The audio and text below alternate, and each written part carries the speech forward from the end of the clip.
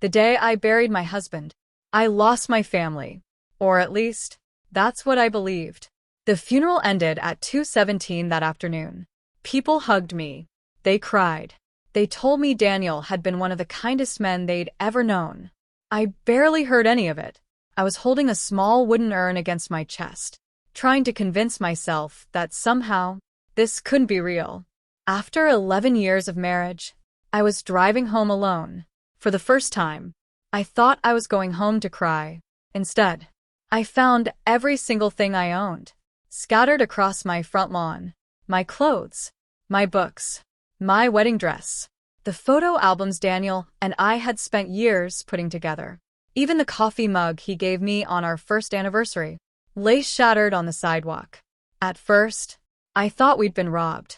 Then I noticed the moving truck parked in my driveway. My stomach dropped. The front door was wide open. Strangers were carrying furniture out of my house. One man walked past me holding the dining room table Daniel had built with his own hands. I ran toward him. "What are you doing?" He looked confused. "Ma'am, we're just following instructions." "Whose instructions?" Before he could answer, I heard a voice behind me. "Oh, honey, you weren't supposed to be back yet."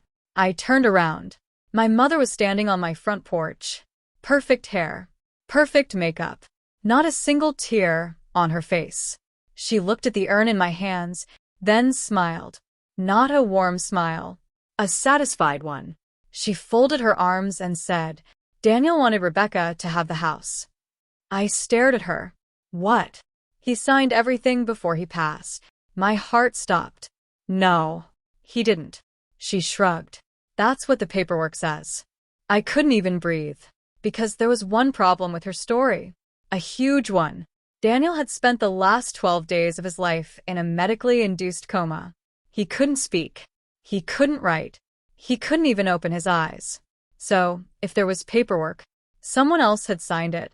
And standing in front of me was the woman who had spent my entire life convincing everyone that lying was just another way of protecting the family. That's when I realized this wasn't grief anymore. This was war. My name is Lauren Mitchell. I'm 34 years old. Until 3 weeks ago, I believed my biggest fear was losing my husband. I never imagined I'd have to fight my own parents before I even had the chance to mourn him. If you've ever trusted someone who betrayed you, you'll understand exactly how this story feels. Because what happened next changed everything I thought I knew about my family. Daniel wasn't wealthy. He wasn't famous. He built custom furniture in a small workshop behind our house. Every table, every rocking chair, every bookshelf he made was built by hand. People loved buying from him because he refused to rush anything. He always said, "If you're going to put your name on something, make it worthy of being remembered." That's how he lived. Slowly, honestly, kindly. Maybe that's why everyone loved him. Everyone, except my mother. She never said it outright, but she believed Daniel had stolen me from my family. Every holiday dinner, she found a way to criticize him. "He's talented, but woodworking isn't a real career. Don't you wish he'd get a proper office job? You'd have a nicer house if he'd made better choices." Daniel never argued. He'd smile, change the subject, and help wash the dishes afterward. Later that night, he'd squeeze my hand and whisper, "You don't have to defend me. I know who I am." Looking back, I think that frustrated my mother more than anything. She couldn't control him. My older sister, Rebecca, was different. She did everything my mother wanted. She worked in real estate, lived 10 minutes from our parents, called Mom every morning. If my mother suggested something, Rebecca agreed before she'd even finished the sentence. Growing up, everyone said we were opposites. Rebecca needed approval. I needed peace. Daniel used to joke, "One of those is much healthier." He was right. But I didn't understand just how dangerous my mother's need for control had become. Not until the afternoon I came home from my husband's funeral and watched a stranger carry our bed out the front door. I stood frozen in the driveway, still holding Daniel's ashes. Then I noticed something that made my blood run cold. A man in a dark suit walked out of my house, holding Daniel's locked black briefcase. The briefcase he never let anyone touch. The one he made me promise to keep safe, no matter what happened. Stop. I screamed so loudly. Every mover in the driveway turned to look at me. The man carrying Daniel's black briefcase froze halfway to the moving truck. Put that down. My voice was shaking. That doesn't belong to you. Before he could respond, my mother walked between us. Oh, Lauren, don't make a scene. A scene? I had buried my husband less than 3 hours earlier. Strangers were emptying my house, and she was worried about a scene. I stepped around her. Give me the briefcase. The mover looked uncomfortable. He glanced at my mother, then back at me. I was told everything inside the house was included. No. I reached for the handle. That briefcase belongs to my husband. My mother grabbed my wrist. Not hard enough to leave a bruise. Just hard enough to remind me who she thought was in charge. It belongs to Rebecca now. I slowly pulled my hand away. Show me. She blinked. What? The paperwork. If Daniel gave Rebecca this house. Show me. For the first time, her smile disappeared. Only for a second. Then it came back. You'll see everything soon enough. No. I'll see it now. She sighed dramatically. You've always been so emotional. That sentence used to work on me. Whenever I questioned her, I was too emotional. Whenever Rebecca questioned her, she was strong. Today, I wasn't playing that game. I said, show me. Rebecca finally walked out of the house. She looked nothing like my mother. Her mascara had run. Her eyes were swollen. For a brief moment, I wondered if she'd actually been crying. Then I noticed something in her hands. A stack of legal documents. She held them tightly against her chest, like she didn't want anyone else reading them. Especially me. Lauren. She spoke softly. I'm so sorry about Daniel. I looked her straight in the eyes. If you're sorry, tell them to stop. She looked toward our mother, then lowered her head. I can't. Why not? Because it's already done. My chest tightened. What does that mean? Rebecca swallowed. The house was transferred yesterday. Yesterday, Daniel had been dead for less than 24 hours. I stared at her. You couldn't even wait until after his funeral? She didn't answer. She couldn't, because there wasn't a single answer that would make this okay. I reached for the papers. Rebecca instinctively pulled them back. That told me everything.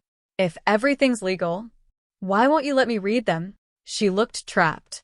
Before she could speak, my mother stepped in again. Lauren, you're grieving. This isn't the time. I laughed. It wasn't a happy laugh.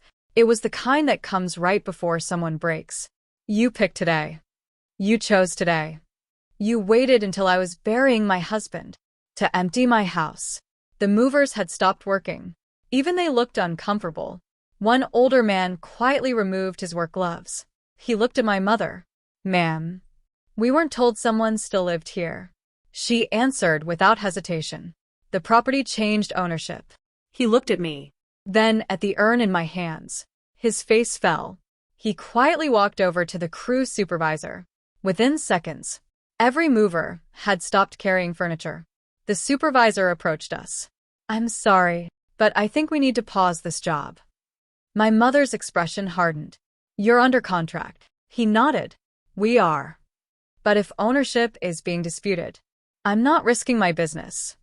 For the first time all afternoon, someone had stood up to her, and she hated it. My mother pulled out her phone. I'll call your company. The supervisor remained calm. Go ahead, but until a sheriff tells me otherwise. My crew isn't touching another box. He turned to his workers. Everyone take 5. The driveway fell silent. I looked at the black briefcase still sitting on the moving cart. Daniel had owned it for years. He carried it to every client meeting, every woodworking convention, every business appointment. I once asked him why he always locked it. He smiled and said, because someday, this might save us. At the time, I thought he was talking about insurance papers. Now, I wasn't so sure. While everyone argued, I quietly walked over, picked up the briefcase, and hugged it against my chest. My mother noticed immediately. Put that back. No. Those documents belong with the house. I looked directly at her. No. They belong to my husband. And unless you can prove otherwise, they're staying with me. She took one angry step forward, then stopped, almost as if she suddenly realized the movers, the neighbors watching from across the street, and even Rebecca were all staring at her. For the first time, her perfect image was beginning to crack. Just then, my phone vibrated. Unknown number. Normally, I would have ignored it. Something told me not to. I answered. Hello. A calm male voice spoke. Mrs. Mitchell? Yes. My name is James Holloway. I'm Daniel's attorney. My heart skipped. Attorney? Yes. He asked me to call you the moment someone tried to take your house. I felt the world stop spinning. Daniel had expected this. The attorney continued. Mrs. Mitchell, whatever you do, don't let anyone open that briefcase. I tightened my grip around it. Why? There was a long pause. Then he said 7 words that made my blood run cold. Because the original will is inside it. The original will is inside it. For a moment, I forgot how to breathe. I looked down at the black briefcase pressed against my chest. Daniel never kept important papers in random places. If he put something inside this case, it was because he wanted it protected. My mother took another step toward me. Who was that? I slipped my phone into my pocket. None of your business. Her eyes narrowed.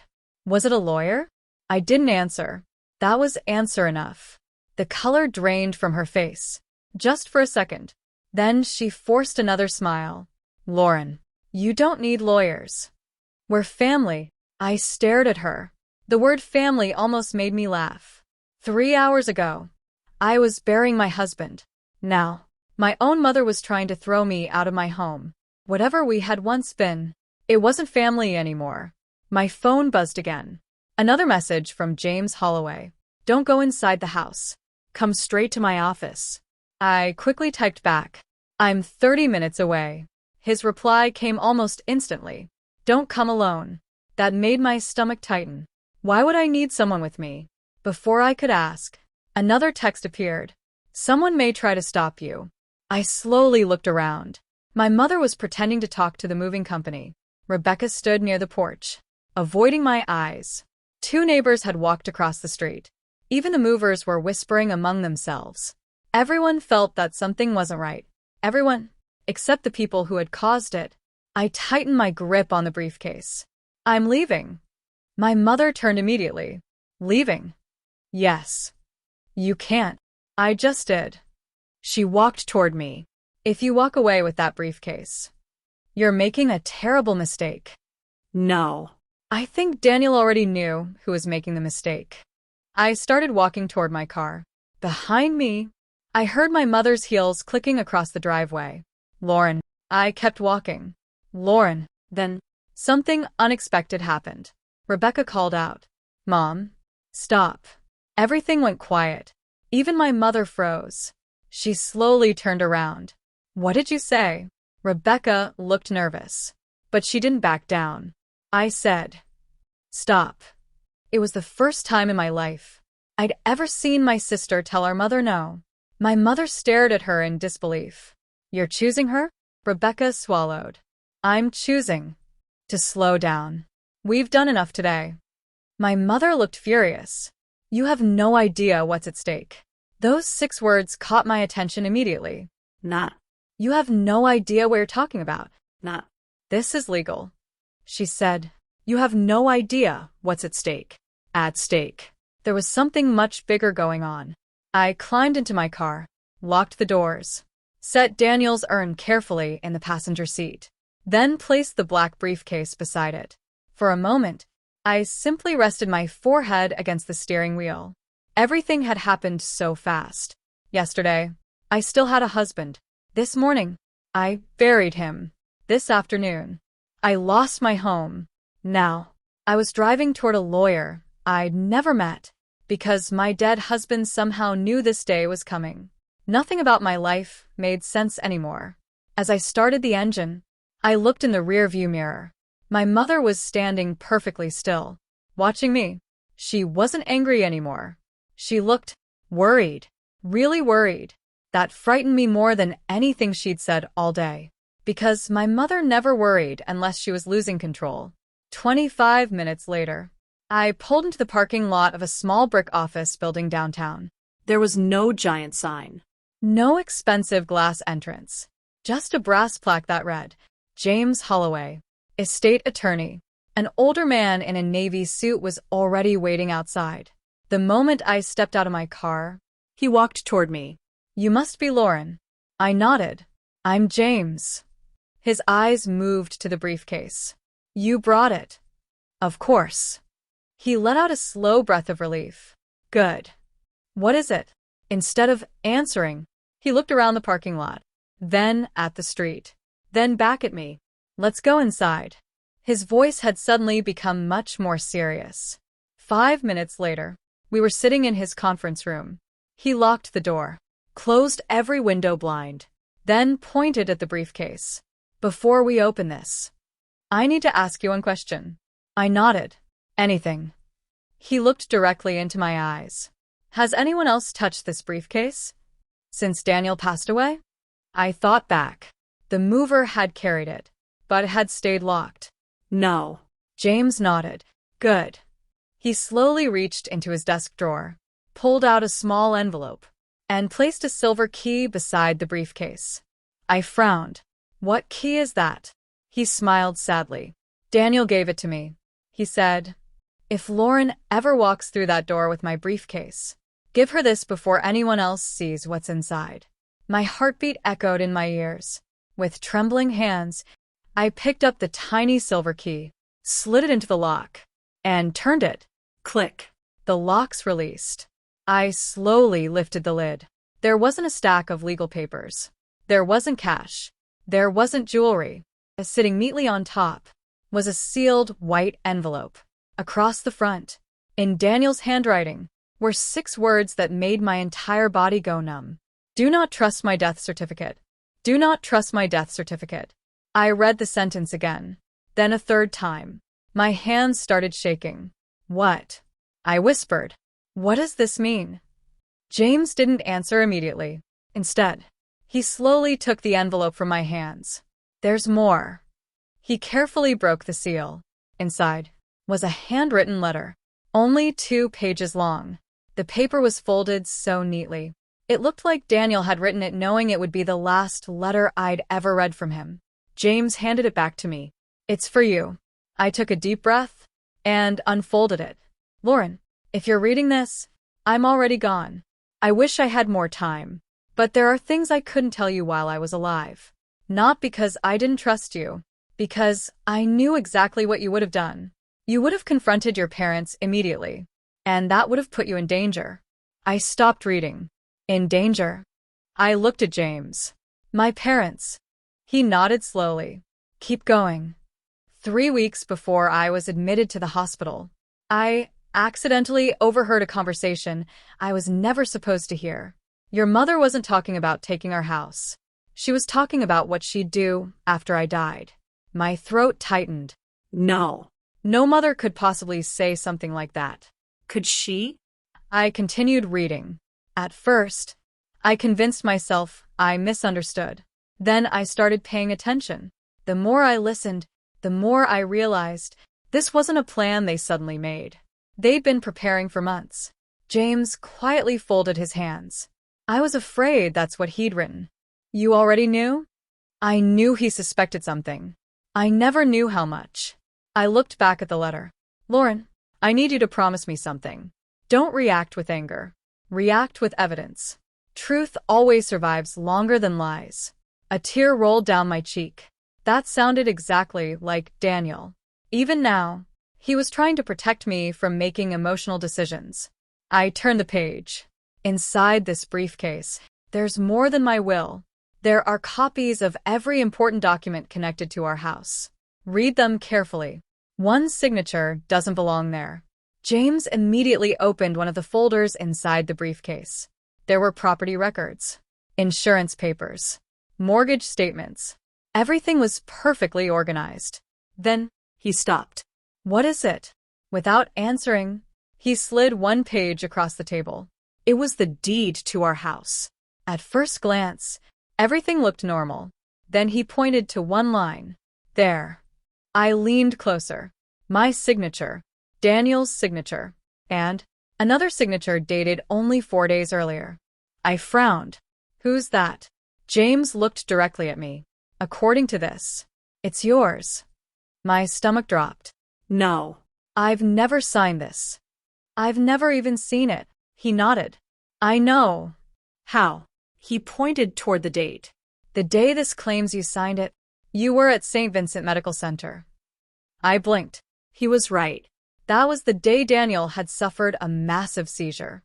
I had spent nearly 16 straight hours sitting beside his hospital bed. I never left, not even to get coffee. There was no possible way I had signed anything. James reached into another folder. This is why Daniel wanted you to come here. He placed 2 documents side by side.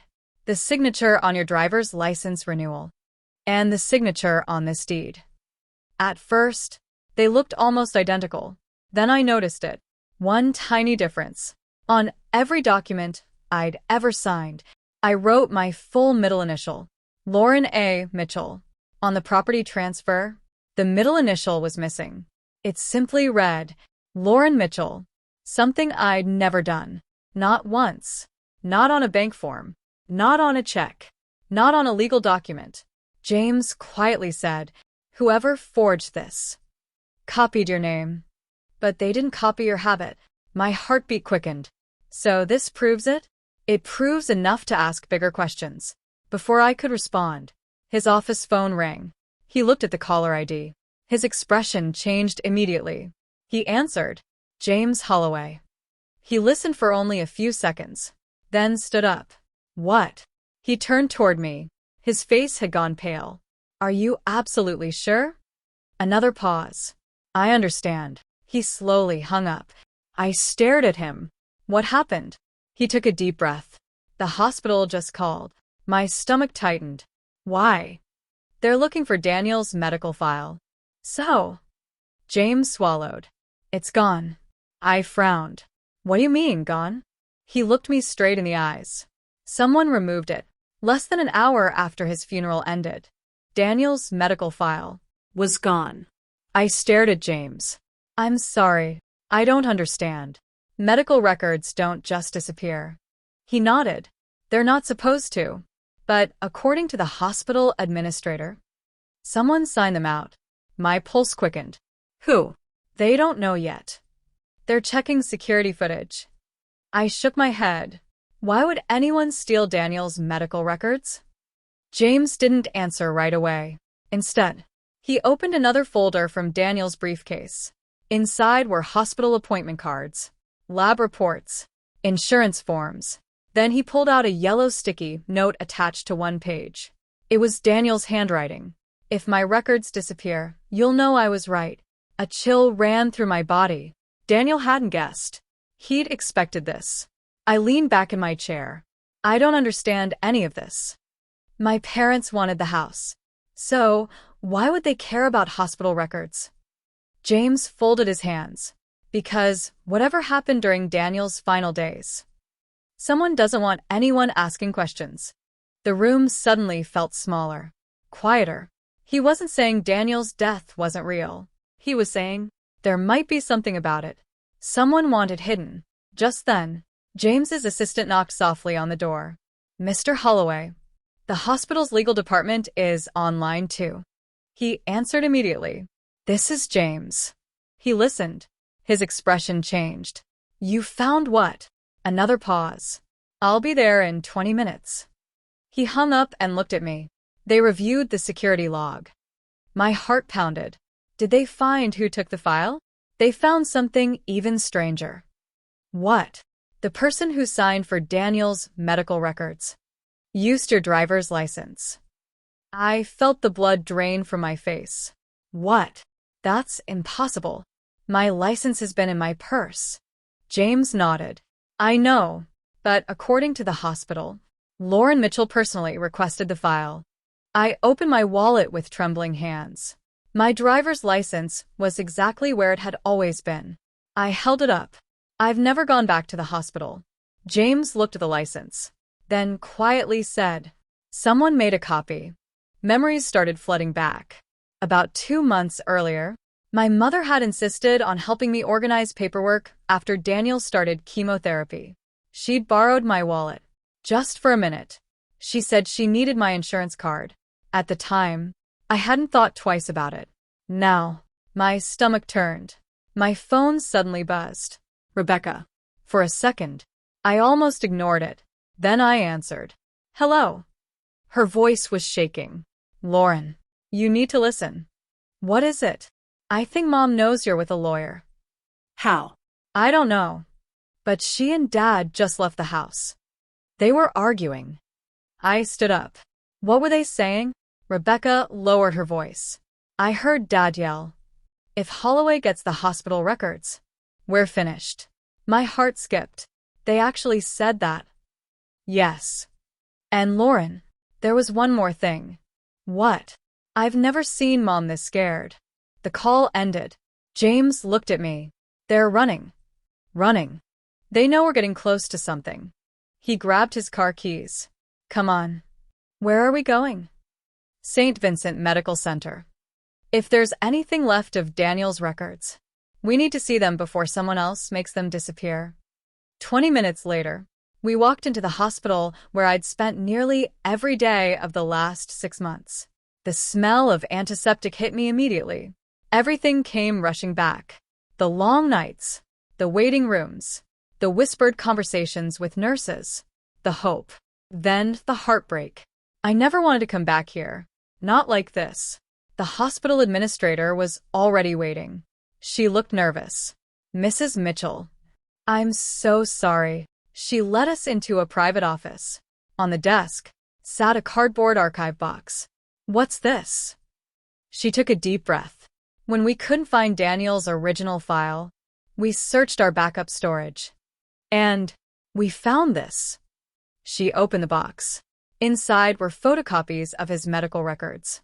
Not complete, but enough to reconstruct his final week. James began flipping through the pages. Suddenly, He stopped. his eyes narrowed. He slowly turned one page toward me. Near the bottom, someone had handwritten a visitor's name. A visitor who had entered Daniel's ICU room the night before he fell into the coma. I stared at the page, unable to speak, because the name wasn't mine. It wasn't Rebecca's. It wasn't a doctor or a nurse. It was my mother. And beside her name was one note written by the charge nurse. "Patient became extremely distressed immediately after visitor left." I couldn't stop staring at the nurse's note. "Patient became extremely distressed immediately after visitor left." Visitor? Margaret Mitchell. My mother. I looked at the administrator. "There has to be more." She nodded. "There is." She reached into the box and removed another folder. This wasn't in his medical chart. It was filed separately. Why? It was considered an incident report. My heartbeat quickened. An incident. She slowly opened the folder. "The night your mother visited, one of our nurses filed a complaint." James leaned forward. "What kind of complaint?" The administrator hesitated, then quietly said, "She believed someone had entered the ICU without authorization." I frowned. My mother was on Daniel's approved visitor list. She was. But according to the nurse, she entered after visiting hours. And she insisted on being alone. The room suddenly felt very cold. The administrator handed me a copy of the report. I read every word. 10:42 p.m. Visitor requested privacy, with patient. Visitor appeared upset. Raised voice heard from hallway. Patient's heart rate increased significantly. Nursing staff entered room after monitor alarm. My hands started shaking. Someone had been arguing with Daniel while he was lying in intensive care. I looked at James. Daniel couldn't even sit up. He nodded. "I know." He was barely speaking by then. So, why would my mother argue with him? Neither of us had an answer. The administrator took a deep breath. "There's something else." She looked genuinely uncomfortable. "The nurse who wrote this report, Resigned 2 days later. I frowned. Why? She never gave a reason. But before she left, she asked us to seal her statement. James immediately looked interested. Do you still have it?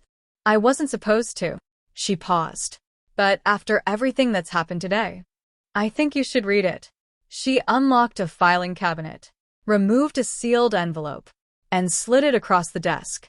Across the front, someone had written, "Only open if questions arise regarding patient Daniel Mitchell." James looked at me. This is your decision. I nodded. Open it. Inside was a handwritten statement. The nurse introduced herself as Angela Brooks, RN. She described checking Daniel's monitors from the hallway. Then, one paragraph made my heart stop. As I approached the room, I heard the female visitor say, "If you really love Lauren, you'll sign the papers and stop making this difficult." I looked up. No. I whispered. No. James slowly took the statement from my hands. He continued reading aloud. The patient replied, "She deserves better than all of you." Tears filled my eyes. That sounded exactly like Daniel. Even lying in a hospital bed, he was still protecting me. James kept reading. The visitor became angry. I heard the patient say, "Get out." Seconds later, his heart monitor alarmed. The room fell silent. I couldn't speak. I couldn't even think. Finally, I whispered, "My mother wanted him to sign something." James nodded. It certainly sounds that way. But what papers? I immediately reached for the briefcase.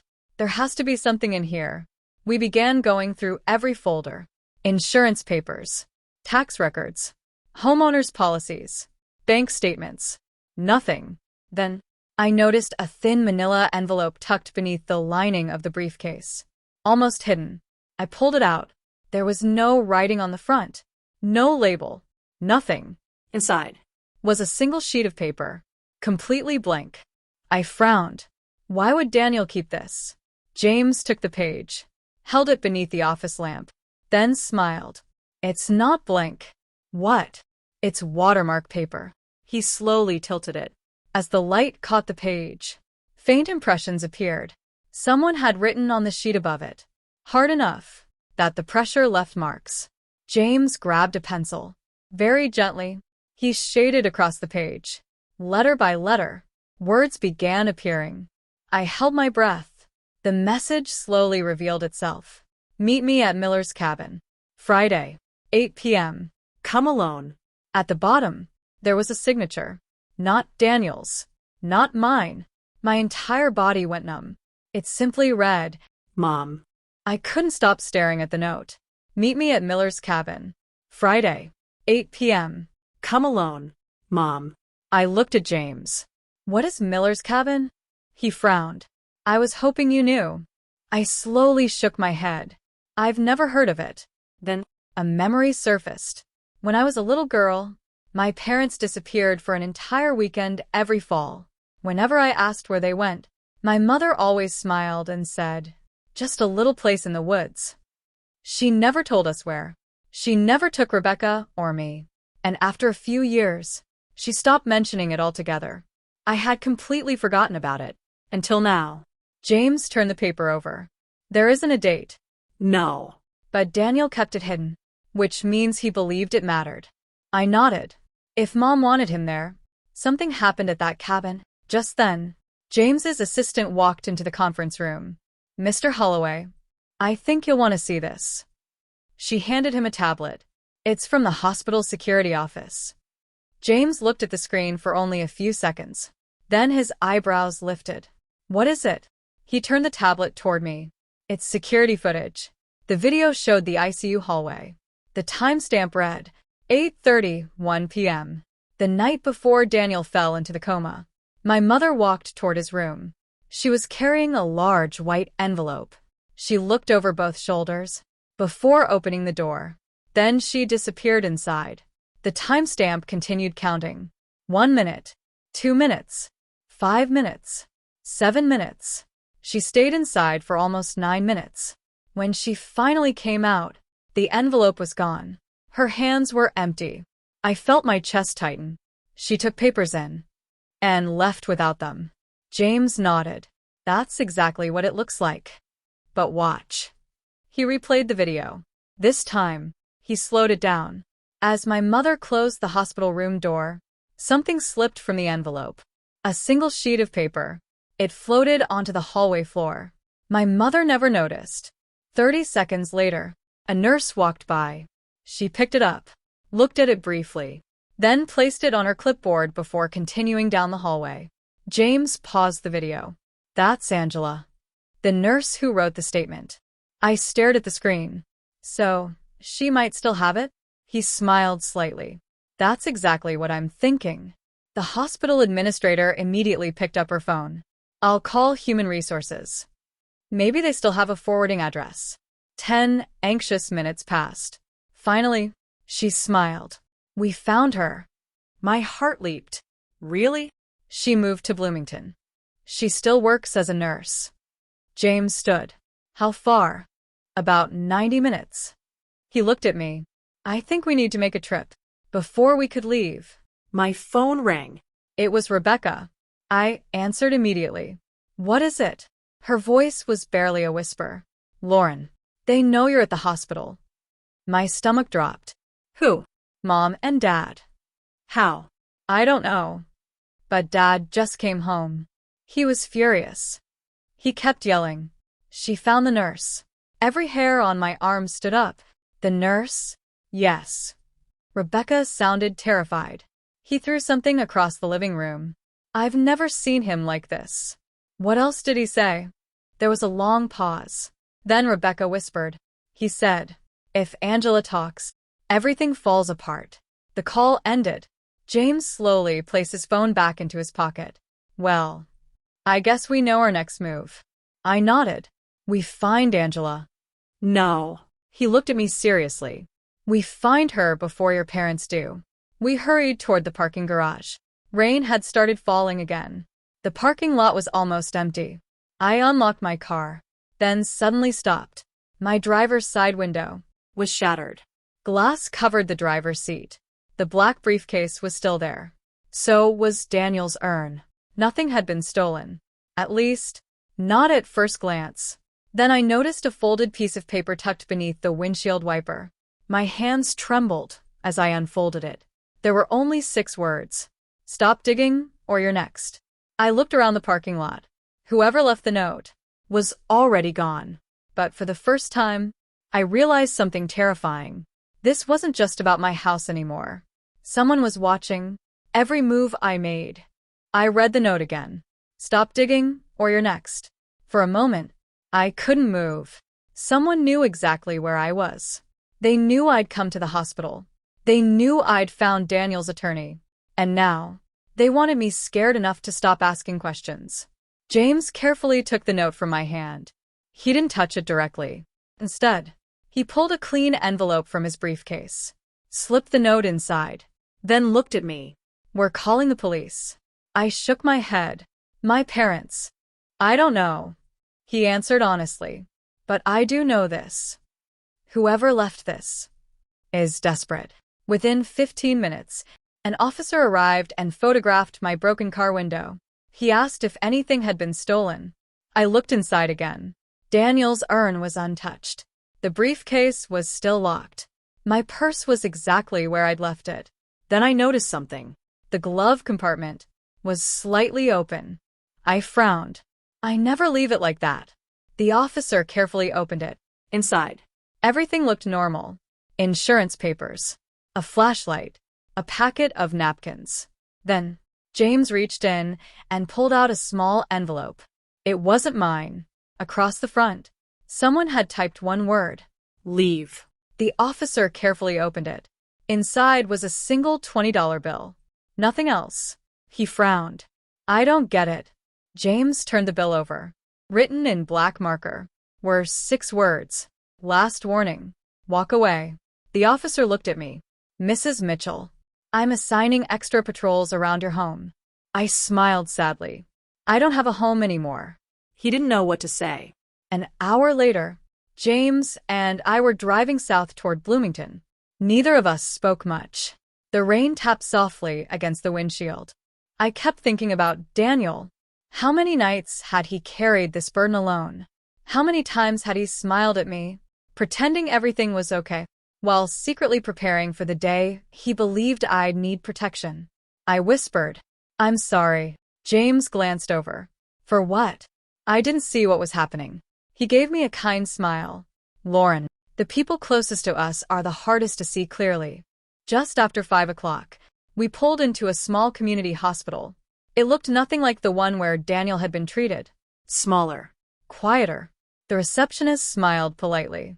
"Can I help you?" James handed her his business card. "We're here to speak with Angela Brooks." The receptionist's smile faded. "I'm sorry. She's not working today." My heart sank. "Do you know when she'll be back?" She hesitated. "Actually, she resigned." James frowned. "When?"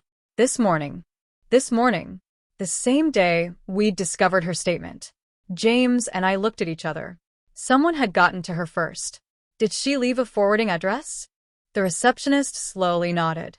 "I probably shouldn't." Then she looked at my face. Really looked at me. The black dress. The tired eyes. The wedding ring I still couldn't bring myself to remove. She quietly wrote an address on a sticky note. She said, "If anyone from Indianapolis came looking, they should come here." 20 minutes later, we pulled up to a small white farmhouse on the edge of town. A porch swing moved gently in the wind. Flower pots lined the front steps. Everything looked peaceful. Almost too peaceful. James knocked. No answer. He knocked again. Still nothing. Then I noticed the front door. It wasn't completely closed. It was open. Just a few inches. My heart started racing. "Angela." I called softly. No response. James slowly pushed the door open. The living room was empty. A cup of coffee sat on the table, still warm. A television played quietly in the background. Whoever had been here had left only moments ago. Then I heard it. A muffled sound, like someone trying to call for help. It came from down the hallway. James heard it too. We hurried toward the bedroom. The door was shut. The muffled sound came again. James turned the handle. locked. He stepped back, then shoved his shoulder against it. The door burst open. Inside, a woman sat tied to a chair, her hands bound behind her back, a scarf wrapped around her mouth. Her eyes filled with tears the moment she saw us. I rushed over and untied her. "Are you Angela?" She nodded frantically. James removed the scarf. She gasped for air. "They were here." She whispered. "They were just here." My pulse quickened. "Who?" She looked directly at me. "Your parents." The room fell silent. They wanted the paper I picked up outside Daniel's hospital room. I swallowed hard. "Do you still have it?" Angela slowly nodded. With trembling hands, she reached beneath the loose floorboard under her bed. She pulled out a folded hospital form. I kept it, because something about it felt wrong. She handed it to me. I unfolded the page. It wasn't a property document. It wasn't a will. It was a handwritten note, signed by Daniel, addressed To me. The first line made my knees go weak. "Lauren, if your mother is reading this before you are, I've already lost." My hands were shaking so badly. I almost dropped the note. It was written on ordinary hospital stationery, the kind patients used to write messages to their families. Only this message was never meant to be found by anyone except me. I took a deep breath and started reading. "Lauren, if your mother is reading this before you are, I've already lost. If you're reading it first, then there's still hope." My vision blurred with tears. Daniel knew. He knew she would come. He knew she'd try to find this note. I kept reading. "Yesterday, your mother came into my hospital room after visiting hours. She thought I was asleep. I wasn't. She placed several papers on my bed and said, 'Sign these and Lauren will never have to worry about money again.'" I looked at Angela. She slowly nodded. I heard part of that conversation. I swallowed hard And continued. I asked what the papers were. She told me they transferred the house to Rebecca, temporarily. She promised it would be transferred back after I died. She thought I was too weak to read them. She underestimated me. A tear rolled down my cheek. That sounded exactly like Daniel.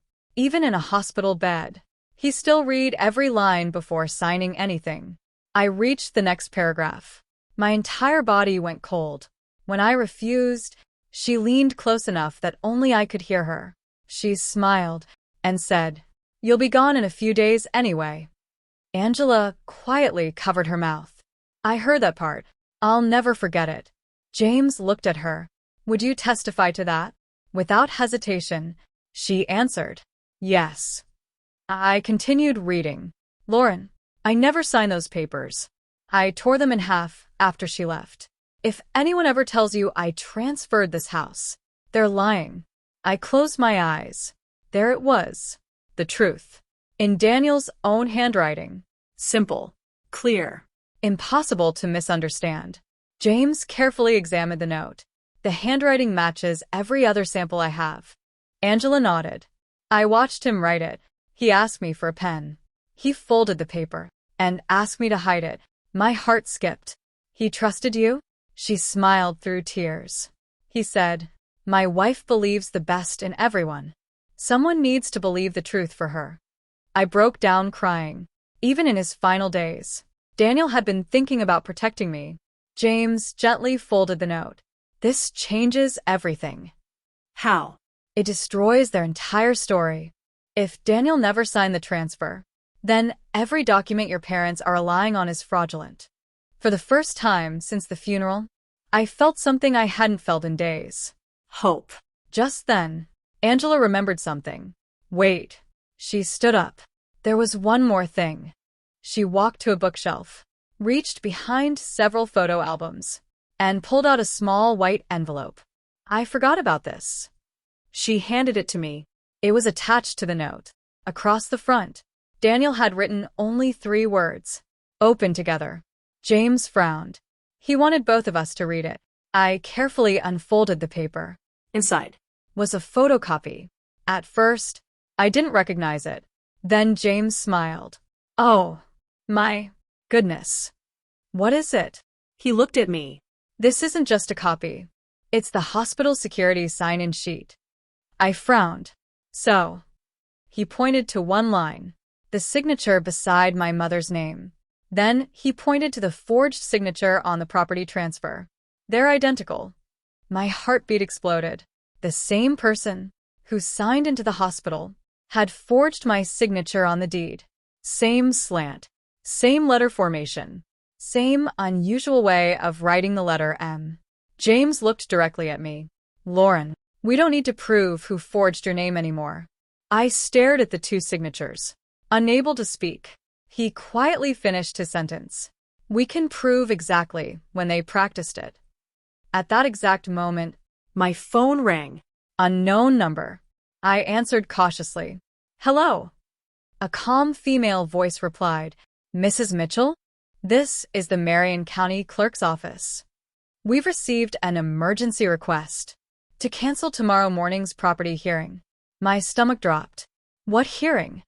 There was a brief silence. "The hearing where your parents planned to finalize the transfer of your home." I looked at James. He immediately stood up. "They thought you didn't know." The clerk continued, "Mrs. Mitchell, the judge has agreed to hear your objection at 9 o'clock tomorrow morning." James smiled for the first time all day. Then he looked me in the eyes and said, "Tomorrow, your parents will have to explain everything." I didn't sleep that night. Every time I closed my eyes, I saw Daniel smiling at me from his workshop, telling me, "Don't fight with anger. Fight with the truth." By sunrise, I was standing outside the Marion County Courthouse, holding Daniel's briefcase, his handwritten note, and the last promise I'd ever make to him. I wasn't there for revenge. I was there to finish what he started. The courtroom wasn't crowded. Just a judge, a court clerk, a few attorneys. James stood beside me. Across the room, my parents sat together. For the first time in my life, my mother didn't look confident. She looked exhausted. Rebecca sat several seats away. She never once looked at our parents. Instead, she quietly nodded at me. It wasn't forgiveness. It was an apology. The judge entered. Everyone stood. After a few opening remarks, My mother's attorney spoke first. Your Honor, the property transfer was completed legally. The deceased homeowner signed all necessary documents before his passing. He sounded confident, Prepared. like he'd rehearsed those words 100 times. Then James stood. Your Honor, we'd like to submit new evidence.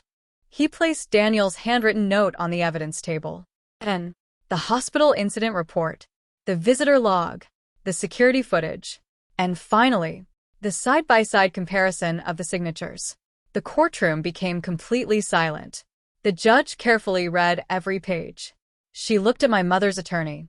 Counselor, are you aware your clients claimed Daniel Mitchell personally signed the transfer documents? Yes, Your Honor.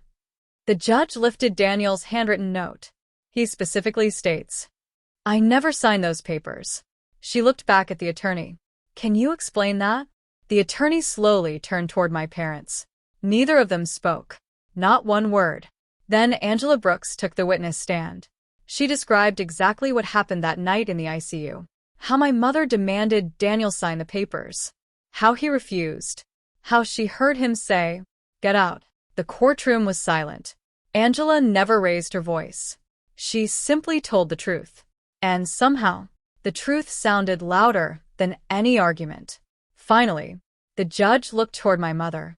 Mrs. Mitchell, would you like to explain why your daughter returned from her husband's funeral to find her home being emptied? For the first time, my mother stood. She looked around the courtroom, then at me. Tears filled her eyes. Real tears. Not the kind she used to perform for sympathy. The kind that come when someone finally realizes they've lost everything that mattered. She whispered, I thought I was protecting my family. The judge answered quietly. No. You were protecting control. My mother sat back down. She didn't argue. She didn't deny anything. She simply lowered her head. An hour later, the judge delivered her decision. The transfer documents are declared fraudulent. The property sale is immediately void. Ownership of the residence is restored to Lauren Mitchell. I closed my eyes. For the first time since Daniel died, I could finally breathe. The judge wasn't finished. She referred the forged documents, the witness testimony, and all supporting evidence to the prosecutor's office for criminal investigation. As everyone began leaving, my father slowly walked toward me. No guard stopped him. No one spoke. He stood only a few feet away. I don't expect you to forgive me. I looked at him quietly. He nodded. You shouldn't. Then he reached into his jacket pocket. He handed me a small envelope. I found this inside Daniel's workshop. I couldn't bring myself to destroy it. I took the envelope.